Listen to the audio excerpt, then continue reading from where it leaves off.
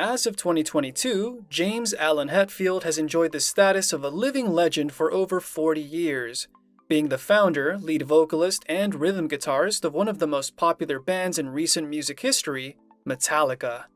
At the age of 59, he isn't as energetic as he used to be, but now has passions much more befitting of an eccentric millionaire, such as collecting some of the world's finest vehicles. Being as unique a personality and adored by the crowds as he is, Hetfield has had the pleasure of acquiring a few of the most iconic cars ever built, a lot of them in his honor and with a special dedication. While James has a large number of more commonly built cars as well, there are 10 that really stand out, which are recognized by most car connoisseurs around the globe as basically his signature vehicles. Unlike most celebrities with this much success, James is also quite generous, having donated a lot of his wealth back to the people. Such is the case with his cars as well, now permanently on display at the prestigious Peterson Museum in Los Angeles, California, USA. Hetfield gave up his otherworldly collection in 2019, which marked one of the most selfless celebrity gestures of all time. In an interview with thepursuitist.com, James revealed a lot of the thinking behind the decision. Regarding the very reason for doing so, he said, "It's the pinnacle. It's the best place to have your vehicles." Rick Dorr is pretty darn proud to see his creations shown in that place, as I am. This stuff would not have happened if not for the brilliant eye and mind of Rick Dorr. In this statement, the rock star refers to the fact that he himself designed and built many parts for his breathtaking cars, and Rick Dorr was a great help here, as the owner of Rick Dorr Customs in California, who has created some of the most memorable vehicles on the planet, a number of which ended up in Hetfield's garage. That's not all, however, as the frontman continued, and there's another builder who's part of this, Scott Mumford. His eye and hard work was essential, and the cars weren't doing me much good, just sitting in my garage. The thing that touches me the most is that they're staying together. They belong together.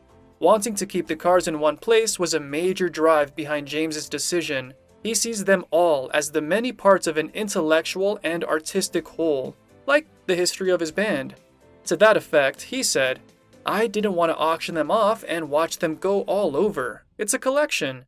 It's a lot like the Metallica albums that we've put out. Music marks my life, and that's what these cars have done for me for the past 14 years.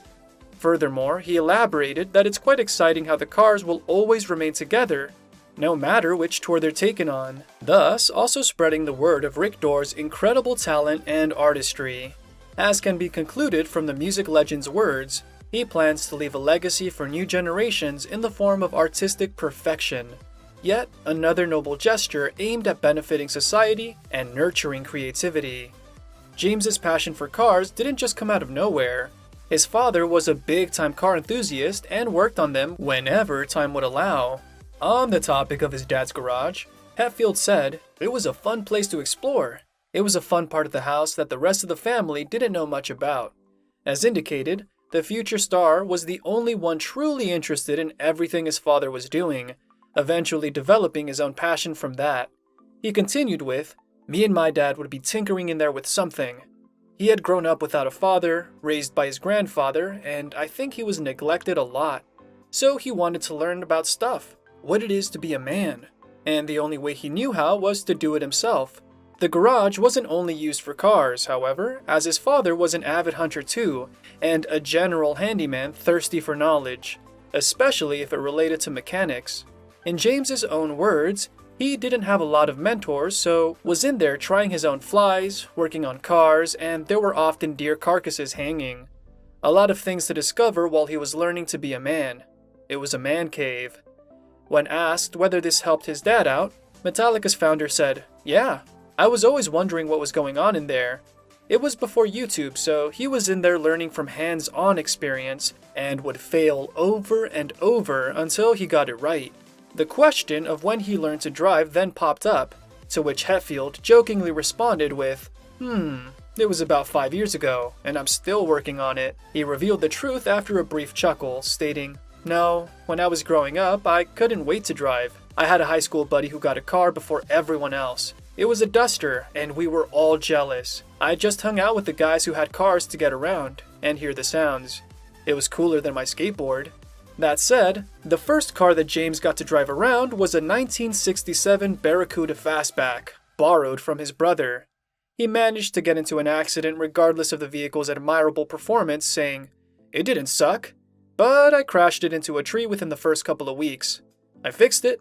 Well, a friend of mine did. There's something called Bondo, much cheaper than taking it to a shop.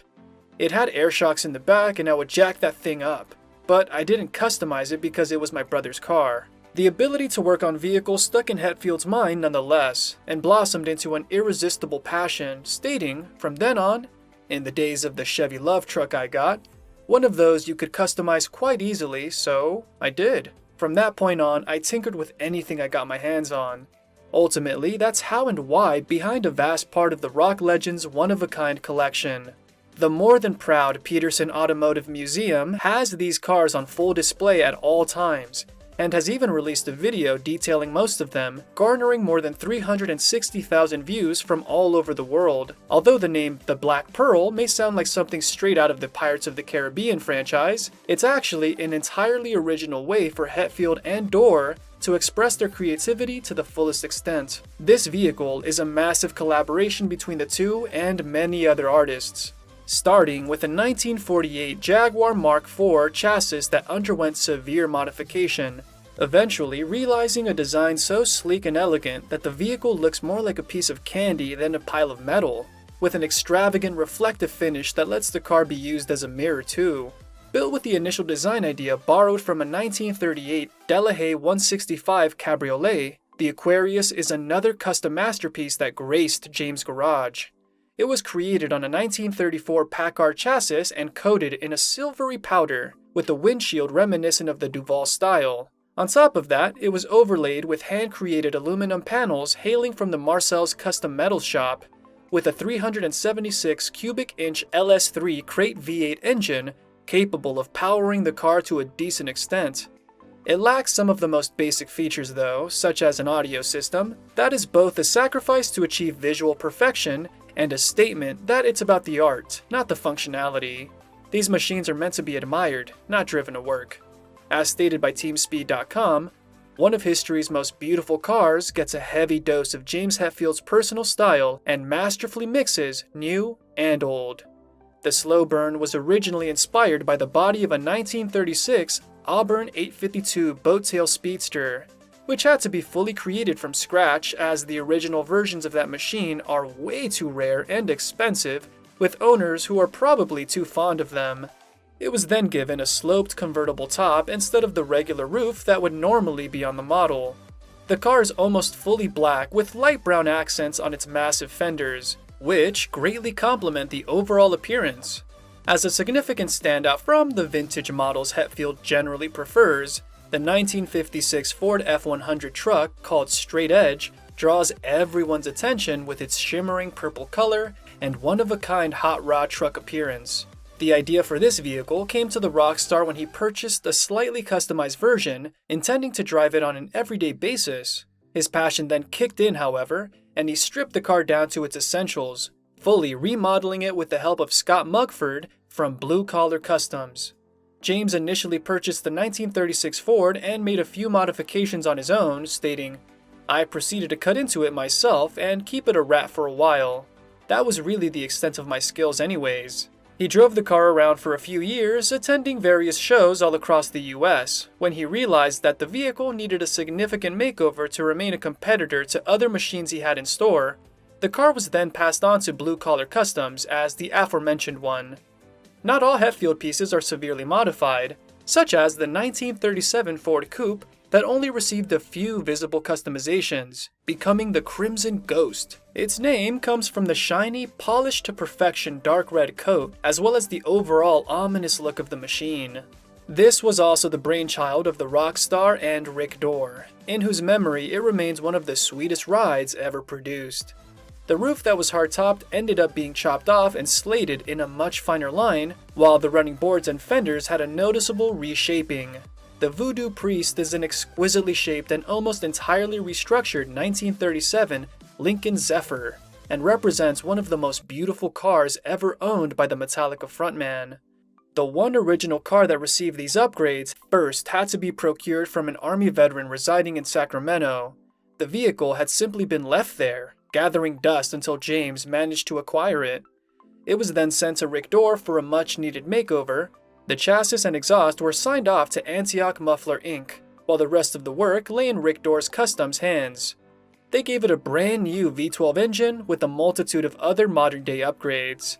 As though his collection needed more ultra-vintage designs, the Blackjack does for James what few other cars can, combining both ancient styles and modern-day efficiency. It's worthy of mentions that the singer has a Ford tattoo on his right arm, a gesture denoting his love and passion for Ford's machines.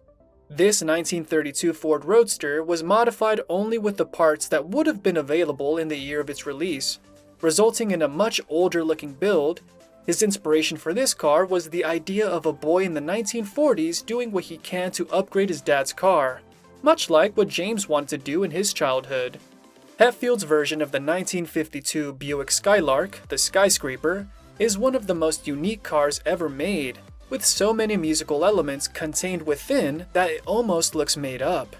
The car's accelerator is based on a kick drum bass pedal, while its gauges are heavily reminiscent of Fender guitar picks. Of course, it's yet another beautiful result of James's collaboration with Rick Dorr. The car has a sleek bright purple color with a seamlessly shaped body, whose lower half slightly protrudes upwards near the back wheels. Finally, the 10th and equally as important piece of the Eternal Collection is James's almost completely personally rebuilt 1961 Lincoln Continental. Apparently, the very car former US President John F. Kennedy was being driven in at the moment of his assassination, hence the Dead Kennedy name.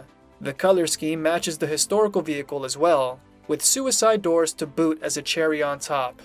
The muscle car is powered by a 430 cubic inch V8 engine, giving it a significant advantage on the open road. So, if these descriptions stir your imagination, go take a look at the vehicles on display in the Peterson Museum when you're next in Los Angeles. You will not be disappointed. Thank you for spending some time with us. Make sure to like and subscribe so you never miss another video. We also handpicked these videos which we recommend you watch next. You can talk to us on all social medias or ask a question in the comments below. Thank you for being with us, and we'll see you back tomorrow.